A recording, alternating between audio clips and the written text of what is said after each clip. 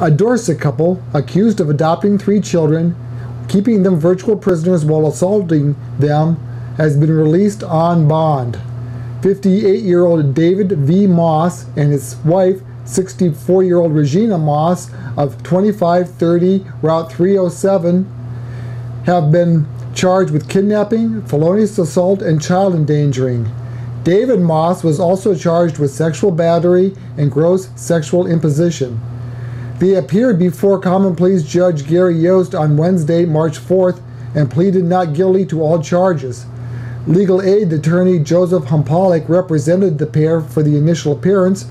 Virginia Miller was appointed to represent David Moss, while Rejeana's case has been assigned to Malcolm Douglas for future hearings, which will be before Judge Marianne Cezanne.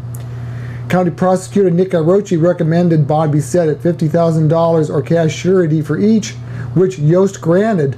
Both were released shortly after the hearing after posting $5,000 each. The victims are girls 14 and 17, while a mentally disabled male, now 21, was also alleged to be a victim. I have the record show at this time that the state of Ohio is represented by the Ashtabula County Prosecuting Attorney Nicholas Irochi, and we will also show, I guess, that Attorney Joseph Humpalik is currently seated at the defense table, and also Attorney Virginia Miller. They are here at the request of the court. But before I go any further, I need to make a determination with regard to the financial disclosure affidavits that were submitted on these cases. So I'm going to take case number 2015 CR 136 first.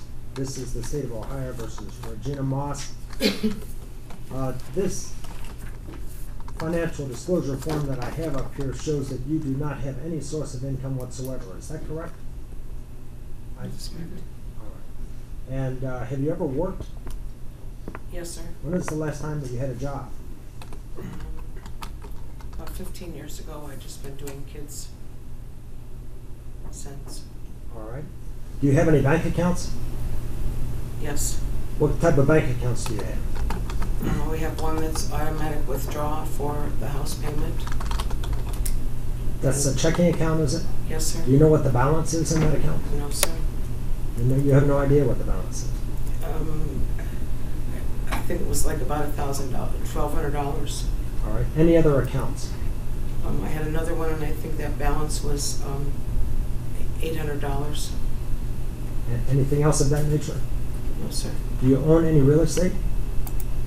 The house we live in? All right. Do you know if there's any equity in that property? Probably not. You're paying a mortgage to the bank, are you? Yes. Do you know how much you owe on the mortgage? $65,000. Do you have any means that you would be able to hire a lawyer at this time to represent you in this case? Not at this time that I know of. All right. It appears that you are eligible to have court-appointed counsel. Ms. Moss, when did you first receive a copy of the indictment with these charges? The day that it was dated. All right. It looks like it was filed with the clerk February 26th. It also looks like you were arrested on February 26th. Is that right? Yes. Have you remained in jail since the 26th on this case? Yes.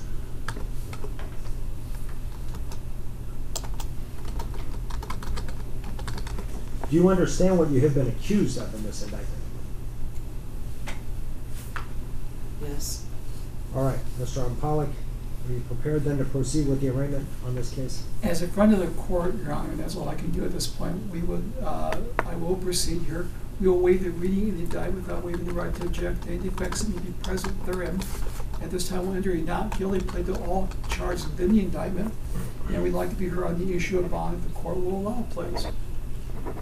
All right. We'll show a plea of not guilty at this time. Go ahead if you have any information that will Yes, assist Your the court Honor. in setting them Ms. Moss is 64 years old. She has no prior felony record of anything. She has no prior record at all, period. She has a number of medical problems. I've been led to believe that she may have a doctor's appointment this coming up Friday, which is the 6th. She has a low ORAS score, and she's been an Ashtabula County resident for about 30 years or so. I would submit to the court that I would like to ask for a reasonable bond that be set in this case. We also agree to a no contact order. All right. Mr. Arrucci, does the state have any recommendation for bond on this case? Your Honor, as the court is well aware, under Rule 46C1 of the Ohio Rules of Criminal Procedure, the court is to take into account the nature and circumstances of the crime charged, and under subsection 2, the weight of the evidence against the defendants. These incidents were alleged to have taken place in 2011 through 2013 at the defendants' homes. Charges stem from claims made by 2 female juvenile children and an adult male who is mentally challenged. They allege that the girls and the male were locked in their separate bedrooms at the Moss residence virtually all day, every day. We estimate to be approximately 22 hours per day. The girls shared one bedroom. The adult male had his own bedroom. They further alleged that they were repeatedly beaten with a paddle by Mr. and Mrs. Moss, and that the paddle was used so often and so harshly that it had bloodstains on it. Buckets and a metal container were placed in the bedrooms of the girls and male to use as a bathroom while they were locked in their rooms. The windows of their bedrooms were boarded up, preventing the children from looking outside.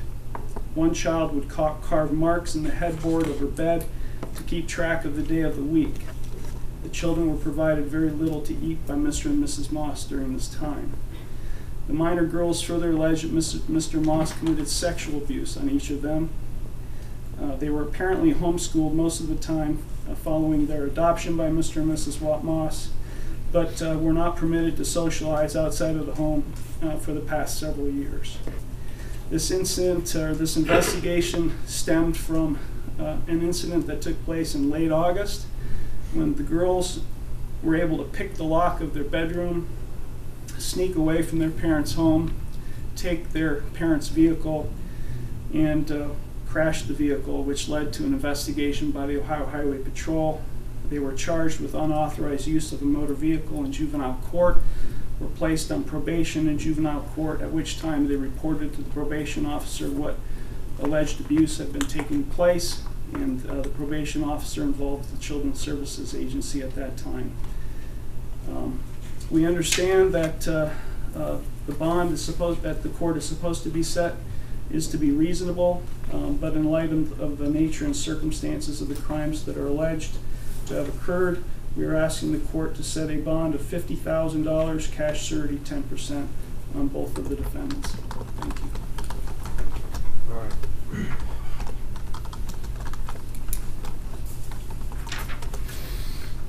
Your Honor, we would also ask for the conditions that the defendants, if released, have no contact whatsoever with the minor children and the adult male, as well as their foster parents, the parents or the people that they are currently residing with.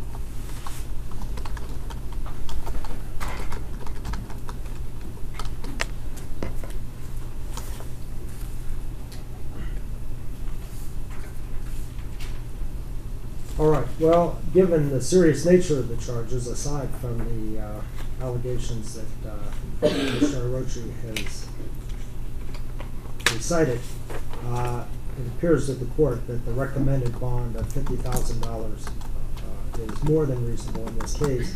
So bond will be set in that amount. Obviously, it can be posted by an approved corporate surety, or as the state has recommended, with the 10% rule to apply. The state of Ohio versus David V. Moss. Mr. Moss, I've also reviewed the financial status affidavit that was supplied in your case. It is showing that you do not currently have any source of income. Is that correct? I don't know if I have a job. All right. Apparently you were working when you were arrested? Yes, Your Honor. Were you arrested on February 26th? Yes, Your Honor. And you have remained in jail since that time on this case? Yes, Your Honor.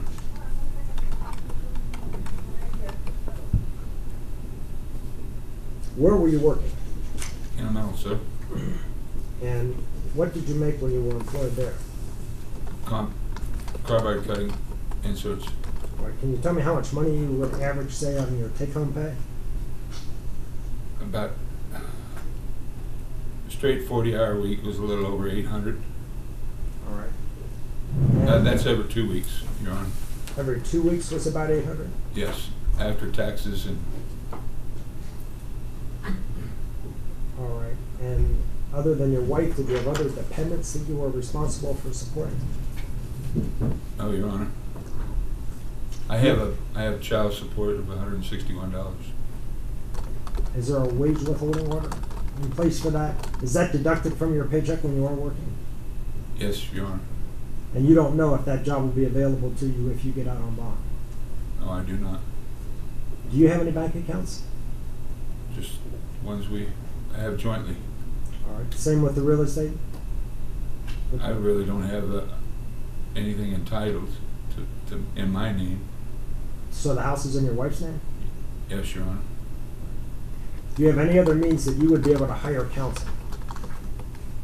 Oh, Your Honor. All right. It appears to the court that you are eligible to have court-appointed counsel. So Virginia Miller will be appointed to represent you on this case.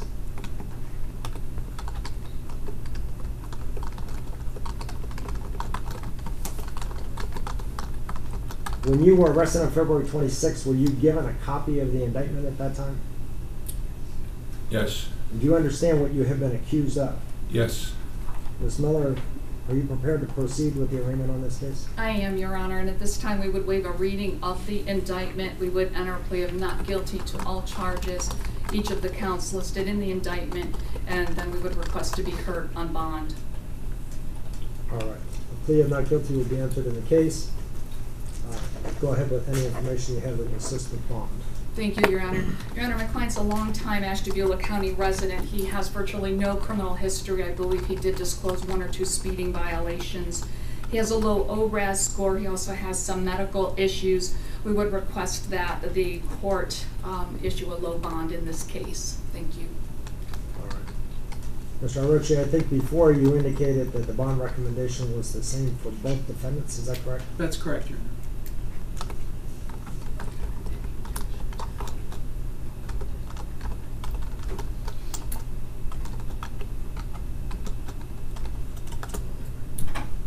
Well, as I said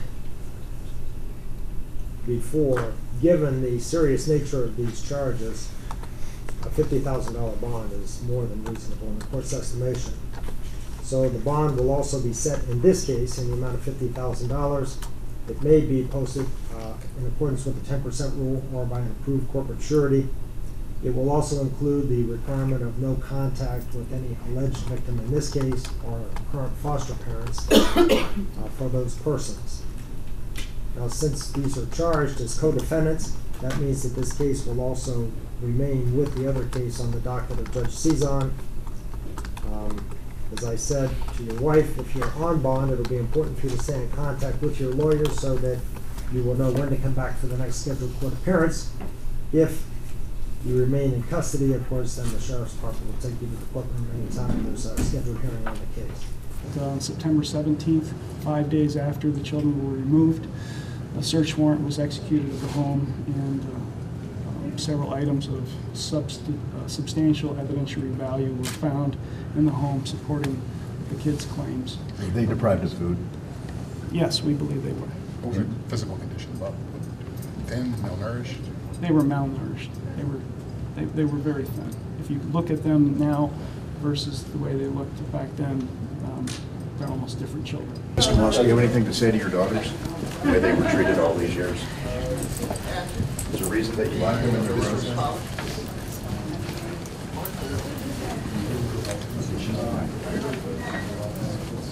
Mrs. Moss, do you have anything to say to your daughters? To explain why you locked them up in their rooms? Okay.